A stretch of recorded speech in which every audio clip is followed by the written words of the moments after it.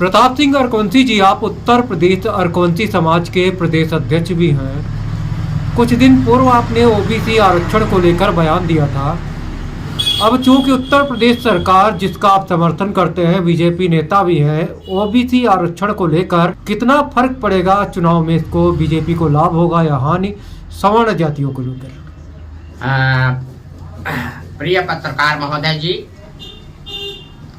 हमने उस दिन भी कहा था जिस दिन न्यायालय ने ओबीसी की सारी जातियों का आरक्षण समाप्त करके और कहा था कि सामान्य श्रेणी करके इसको चुनाव कराया जाए, तो हमने उस दिन भी कहा था कि हमारी उत्तर प्रदेश की बहुत लोकप्रिय सरकार है, बहुत अच्छा कार्य करती है, सभी समाज को लेकर के कार्य कर रही है, सभी का साथ, सभी का विकास, जैसा उसका नारा है। माननीय योगी जी, माननीय मोदी जी पूरी तरीके से इसको लागू कराते हैं। और हमने कहा था कि हमारी सरकार नहीं मानेगी और सुप्रीम कोर्ट भी इसको नहीं मानेगी।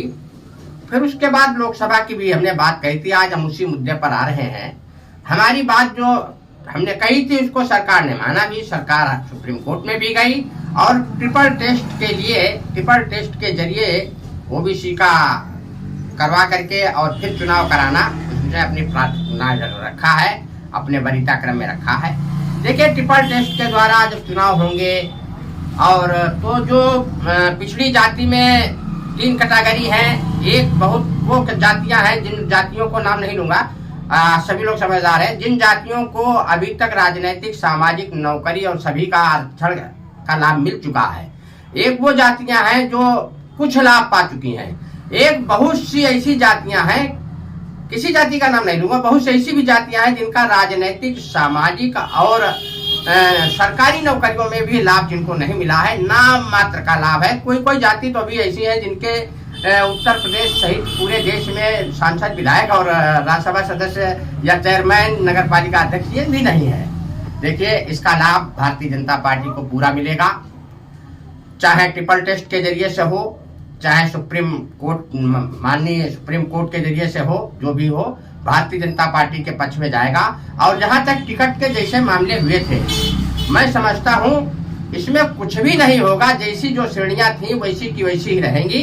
और जहां तक जैसे बिलग्राम की ही बात कर लेते हैं, बिलग्राम पिछड़ी वर्ग की श्रेणी में थी, बिलग्राम मैं मानता हूं पिछड़ी वर्ग की श्रेणी में रहेगी।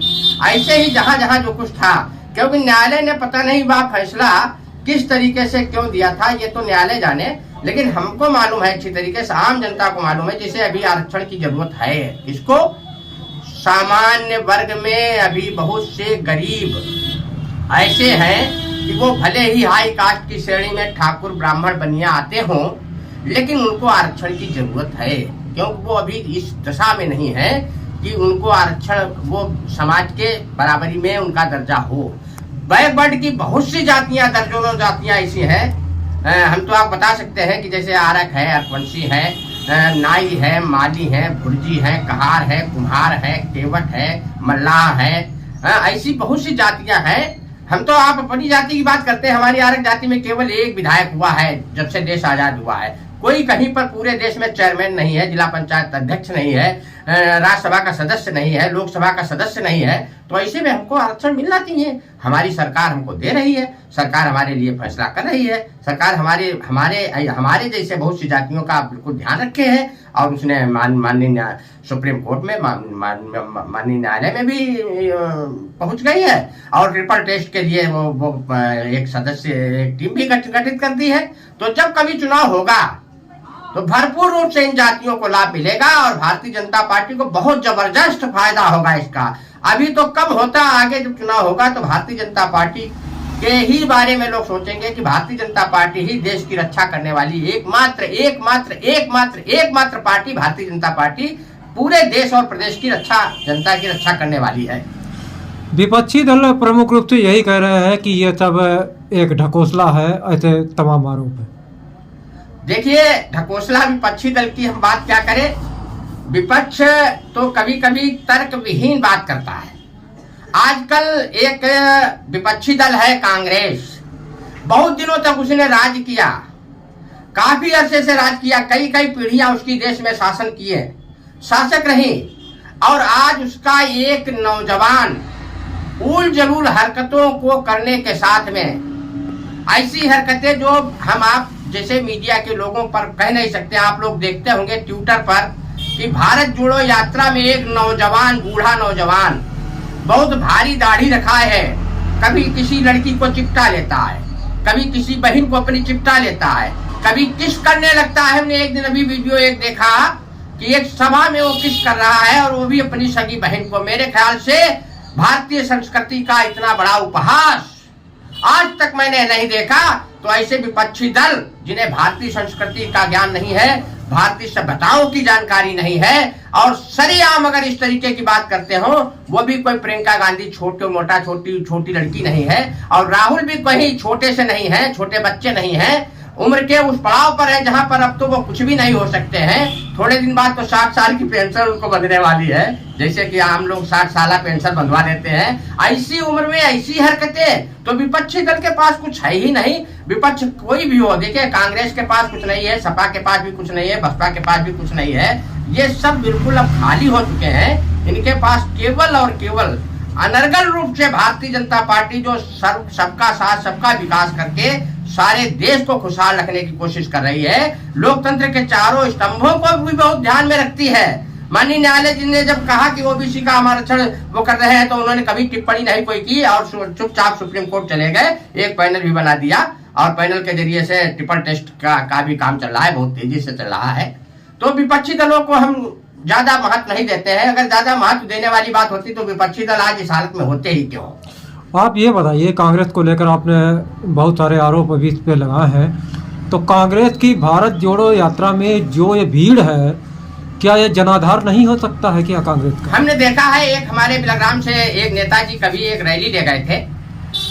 जब उस रैली में लोगों से पूछा गया, मीडिया के लोगों से पूछा गया, वो भारतीय जनता पार्टी की रैली नहीं थी, विपक्षी दलों की रैली थी और बिलग्राम से भी कुछ लोग गए थे। तो हमने जब वो लोग लौट करके आए, हमने कहा भैया क्या रहा कल की रैली में, क्या रहा, कैसा क्या रहा?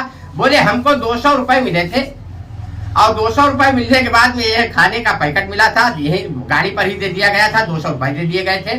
देखिए हमारे यहाँ पर एक ऐसी बात है कि चुनावी मामले हो चाहे रैली का मामला हो, हम बिलग्राम में भी देखा करते हैं, बिलग्राम में भी ऐसे वोटर हैं जो पैसे के लालच में आकर के 100, 200, 1000, 2000 के लालच में आकर के लाखों और करोड़ों जो सरकारें बदलती है, जिनसे व्यवस्था बदलती है, अपने उस मताधिकार का मतलब उपयोग करना नहीं जानते, अपने मत की जो है वो कीमत नहीं समझते हैं। तो ऐसे लोगों की भीड़ है और वो धीरे धीरे जागरूक हो जाएंगे। हम जैसे लोगों के बीच में मिलेंगे, आप जैसे लोगों के बीच में मिलेंगे, जब आप उनको बताएंगे मत का एक कीमत बहुत जबरदस्त होती है, आपके एक मत की कीमत 1000-2000 रुपए इन नेताओं के जरिए से जो दी जाती है वो नहीं है, एक खाने का डिब्बा नहीं आपकी मत की कीमत का है। उस दिन से ये इन लोगों के पास से हट जाएंगे और आप ऐसे भी महसूस कर लें, मैं तो दावे के साथ कहता हूँ, ऐसे महसूस कर लें कि किसी जमाने में बहुत भीड़ हुआ करती थी कांग्रेस के पास में और दलों के पास में, आज क्या है, भीड़ ही तो रह जाती है, वोट कहाँ चले जाते हैं। वो आजकल मतदाता बहुत होशियार है, ये भीड़ के लिए क्या अब जैसे देख रहा है कि राहुल गांधी जी आधे कपड़ों में सर्दी में, ऐसी सर्दी में वो एक टी शर्ट पहनते हैं, टी शर्ट पहनकर चल देते हैं। तो भीड़ इसलिए भी जा सकती है, जैसे भीड़ कभी कभी कोई नेता हेलीकॉप्टर से आता है तो पूछो भैया काहे आप आए थे, बोले हेलीकॉप्टर देखने आए थे। हो सकता है राहुल गांधी की टी शर्ट देख करके ऐसे सर्दी में टी शर्ट देखने जा रहे हो, भीड़ ना हो। ये 55 साल का बुढ़ा टी शर्ट में कैसे घूम रहा है। तो ये माना जाए कि राहुल गांधी पर अब मौसम का असर नहीं हो रहा है। राहुल गांधी पर मौसम क्या असर, क्या राहुल गांधी जब ऐसी हरकत करते हैं, आप लोग ट्विटर पर जाइए, आप लोग फेसबुक पर जाइए, हमारे बहुत से बहन, हमारे बहुत से भाई, जागरूक भाई बहन जो हैं, वो राहुल गांधी की उन हरकतों की फोटो इस तरीके से करते हैं, बनाते हैं। मुझे तो ऐसा लगता है कि राहुल गांधी शायद बहुत मैं तो ये नहीं कहता हूँ राहुल गांधी का वैसे तो खानदान जैसा है, मुझे मालूम है अच्छी तरीके से। नेहरू जी भी यही ऐसी हरकतें करते थे।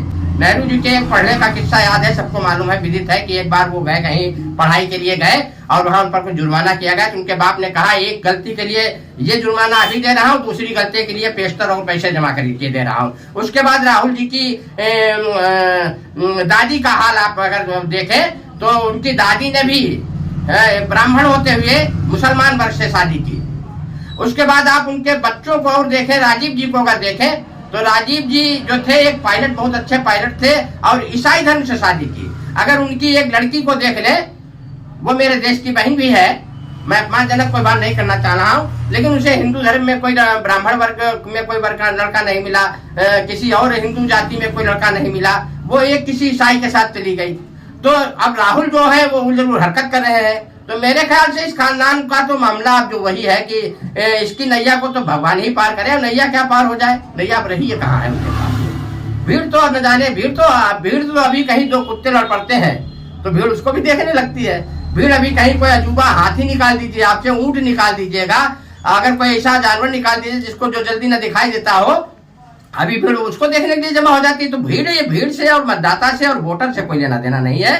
भारतीय जनता पार्टी के साथ में समर्थन है, अच्छी तरीके से पूरे देश का है और पूरे विश्व का है, क्योंकि भारतीय जनता पार्टी ही भारत का पक्ष अच्छी तरीके से रखने में, भारत को विश्व गुरु बनाने में माननीय नरेंद्र मोदी जी, माननीय योगी जी और हमारे भारतीय जनता पार्टी के सभी लीडर इस समय लगे हुए हैं। और मैं समझता हूँ बहुत जल्दी भारत जो है विश्व गुरु की ओर अग्रसर हो रहा है, बनने की ओर अग्रसर हो रहा है। विश्व गुरु भारत बनेगा भी, माननीय मोदी जी बनाएंगे, माननीय योगी जी बनाएंगे, इन्हीं के कार्यकाल में भारत विश्व गुरु बनेगा। हमको भी पूरी हम नहीं जानते थे कि राम मंदिर बन पाएगा, धारा 370 हट जाएगी, हमको नहीं पता था, हम नहीं कभी उम्मीद किए थे, हम नहीं जानते थे कि मथुरा और काशी के प्रकरण हल हो जाएंगे। लेकिन हमारे माननीय मोदी जी, हमारे माननीय योगी जी ने, इन सब लोगों ने और हमारे लीडर जितने हैं भारतीय जनता पार्टी के, बहुत अच्छे अच्छे लीडर हैं, विद्वान लीडर हैं, उन्होंने सब ये किया है। तो भारत विश्व गुरु की ओर अग्रसर होने जा रहा है माननीय मोदी जी के, माननीय योगी जी के नेतृत्व में। और बाकी ये लीडर, ये तो मदारी की तरीके से, जैसे एक मदारी होता है वो तमाशा दिखाने के लिए क्या करता है कि तमाम डुडुगिया बजा करके बंदर नचाता है, कहीं कहता है सांप और नेवला की लड़ाई दिखाएंगे,